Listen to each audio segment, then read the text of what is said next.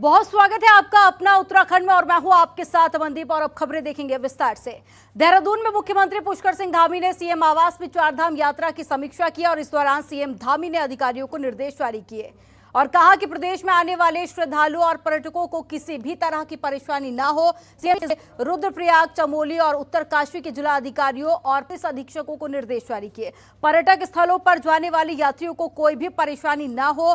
और इसी के साथ ही मुख्यमंत्री ने कहा कि श्रद्धालु और पर्यटक देवभूमि उत्तराखंड से अच्छा संदेश लेकर जाएं, ये सबकी जिम्मेदारी है। और साथ ही सीएम ने श्रद्धालुओं से अपील की है और कहा है कि चारधाम यात्रा के लिए पोर्टल पर रजिस्ट्रेशन करने के बाद जिन लोगों को परमिशन मिली है वही लोग उत्तराखंड चारधाम यात्रा के लिए आए। और इसी के साथ ही सीएम ने यह भी कहा कि लखीमपुर खीरी की घटना पर शोक व्यक्त किया, दुख व्यक्त किया। उन्होंने कहा कि घटना से उत्तराखंड राज्य भी आहत है। उत्तर प्रदेश सरकार ने मामले का संज्ञान लेते हुए कानूनी तौर पर दोषियों के खिलाफ सख्त कार्रवाई करने के निर्देश भी जारी किए हैं।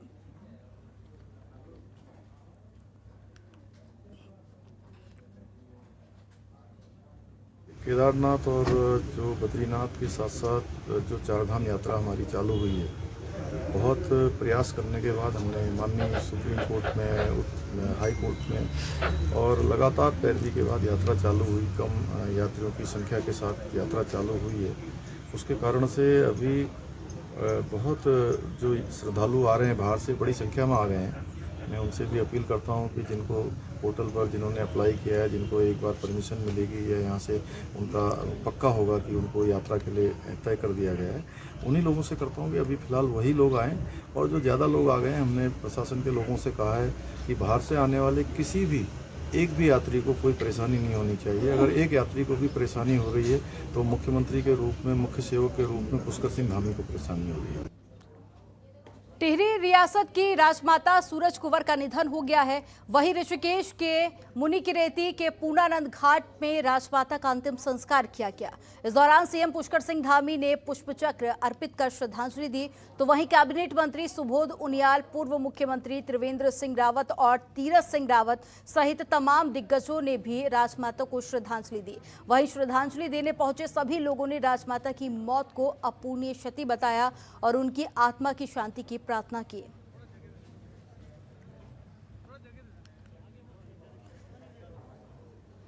महारानी के निधन के साथ देखिए कि युग का अंत हुआ है, क्योंकि वो अंतिम महारानी थी।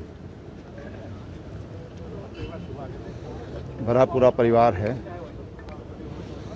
और खूब सुदीर्घ जीवन उन्होंने जिया है।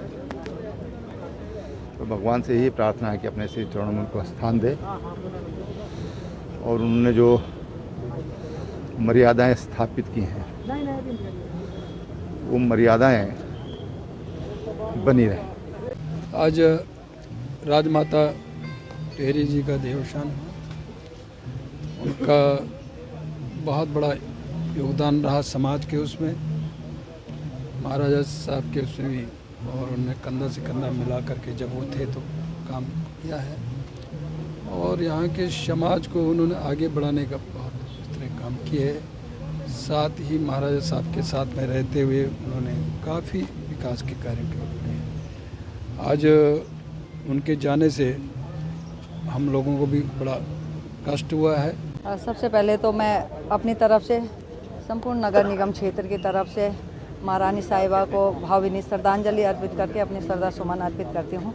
और निश्चित तौर पर एक बहुत बड़ा आशीर्वाद इसने उनका इस क्षेत्र के लिए, जो कि आज भी माना जाता है कि टिहरी के, उत्तरकाशी, उस क्षेत्र के जितने भी लोग हैं, जहाँ से वो लोग गुजरते हैं, उनको भगवान के रूप में समझते हैं और वहाँ की धूल अपने माथे पे लगाते हैं। तो ऐसा उनका अपूर्ण इसने इस क्षेत्र के लिए रहा है।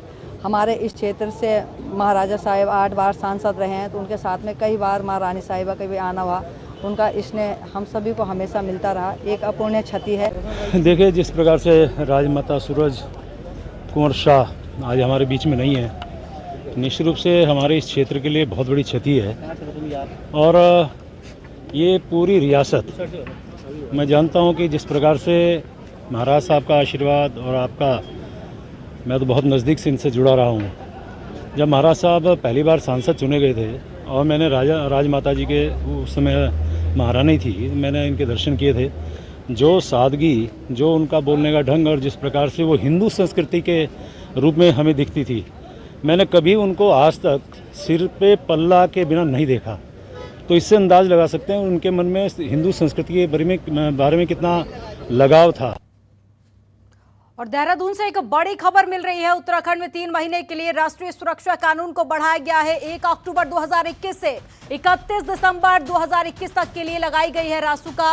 अपर मुख्य सचिव गृह आनंद वर्धन ने जारी किए हैं निर्देश। और पिछले दिनों उत्तराखंड में हुई घटनाओं के प्रतिक्रिया स्वरूप राज्य में कई भागों में घटनाएं होने का अंदेशा है। और पूर्व में उत्तराखंड सरकार ने भी सांप्रदायिक माहौल बिगाड़ने को लेकर जिक्र किया था और उत्तराखंड में राष्ट्रीय सुरक्षा कानून को 3 महीने के लिए और बढ़ा दिया गया है। तो प्रदेश में माहौल खराब करने और हिंसक घटनाओं को बढ़ावा देने वालों पर जिलाधिकारी राष्ट्रीय सुरक्षा अधिनियम की कार्रवाई कर सकते हैं। सरकार ने आदेश में कहा है कि पिछले दिनों उत्तराखंड के कुछ जिलों में हिंसा की घटनाएं हुई हैं और राज्य के अन्य भागों में भी ऐसी घटनाएं होने की संभावना है, क्योंकि समाज विरोधी तत्व राज्य की सुरक्षा, लोक व्यवस्था और समुदाय के लिए प्रदायों और सेवाओं को बनाए रखने के लिए प्रतिकूल क्रियाकलापों में भाग ले रहे हैं। और उत्तराखंड में विद्यमान और संभावित उपयुक्त परिस्थितियों को दृष्टि में रखते हुए राज्य सरकार का ऐसा करना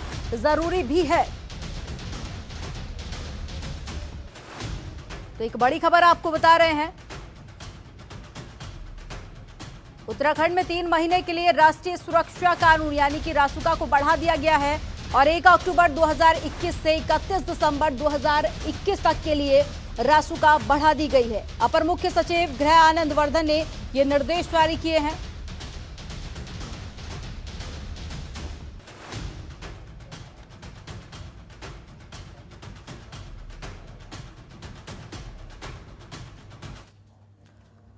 और उत्तर प्रदेश के लखीमपुर खीरी में हुई घटना के विरोध को लेकर उत्तराखंड में भी आंदोलन जारी है। उत्तराखंड में जगह जगह किसान संगठन, कांग्रेस, आम आदमी पार्टी और केंद्र सरकार और साथ ही राज्य सरकार के खिलाफ प्रदर्शन किया जा रहा है।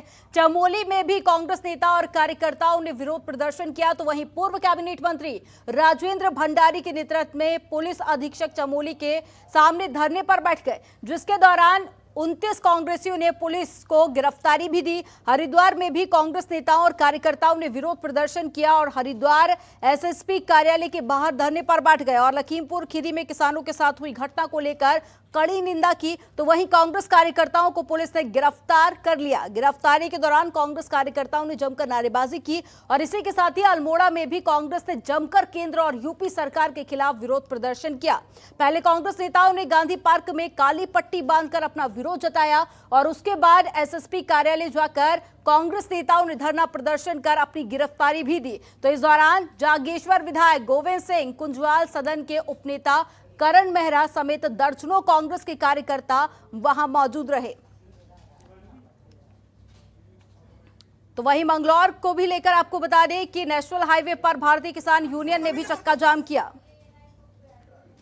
एक मंत्री का पुत्र जो है किसानों को, जो धरती के पुत्र हैं, जो हम सबको अन्न प्रदान करते हैं, उनको कुचल के मार दे रहा और मार ही नहीं रहा, 9 लोगों को हत्या कर दी गई है।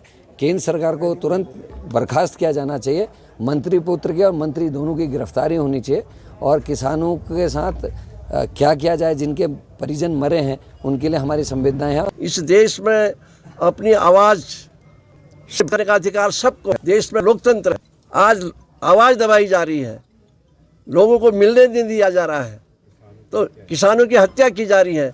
इस प्रकार की हत्यारी सरकार आज देश में बैठी हुई है। उसके विरोध में कांग्रेस कमेटी अल्मोड़ा के द्वारा, जिसमें हमारे करण भाई भी यहाँ पर उपस्थित हैं, मैं भी उपस्थित हूँ, हमारे नगर पालिका के चेयरमैन जोशी जी भी उपस्थित हैं और हमारे तमाम ब्लॉकों के लोग आए हुए हैं, कांग्रेस के वरिष्ठ कार्यकर्ता हैं, वो सब इस बात को लेकर धरने पर हैं।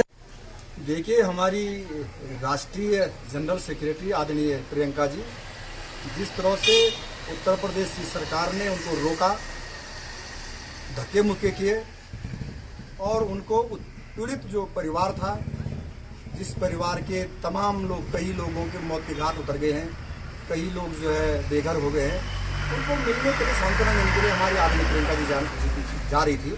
और लखीमपुर के पास उनको रोक दिया गया।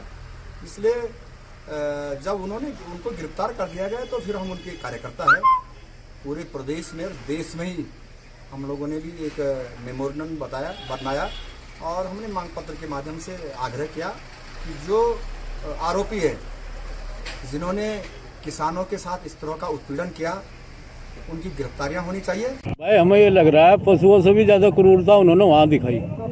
किसानों को वहाँ कुचल कर मारना, इससे बड़ी क्या साजिश हो सके। यह सरेआम एक हत्या और इसका हम बदला लेंगे और जवाब दिया जाएगा इन्हें। ये हमें यहाँ का भी मुख्यमंत्री का लूट की था और यहाँ जिले में घूम रहे, हम आज तक नहीं बोले चलो शहर में कर रहा है, गाँव में नहीं आ रहा। अब ये हमें शहर में भी बढ़कर दिखाइयो, वहीं इसका विरोध करा जाएगा और इसे हम यहाँ बढ़न नहीं देने के रुड़की में भी। आज ये रोड जाम भाजपा सरकार की गलत नीतियों के कारण करना पड़ा। भाजपा सरकार की वजह से ये रोड जाम हुआ। हम कभी रोड नहीं जाम करते, रोड भाजपा सरकार जाम करवा रही। जिस तरीके से कल लखीमपुरी में एक घटना हुई, मंत्री का बेटा इतना नशे में चूर हो गया और वो उसका पिताजी भी मंत्री भी कई दिन से गलत सलत बयानबाजी कर रहा था, उकसाने की बात कर रहा था और कल उसका उदाहरण देखने को मिल गया लखीमपुर खीरी में। जिस तरीके से उसके बेटे ने सत्ता के नशे में चूर होकर किसानों पर, निर्दोष किसानों पर गाड़ियां चढ़ाई, इस सब बीजेपी की दोगली नीति का चेहरा उजागर। खबरों के निष्पक्ष विश्लेषण के लिए सब्सक्राइब करें Jantantra TV and press the bell icon. Never miss any update.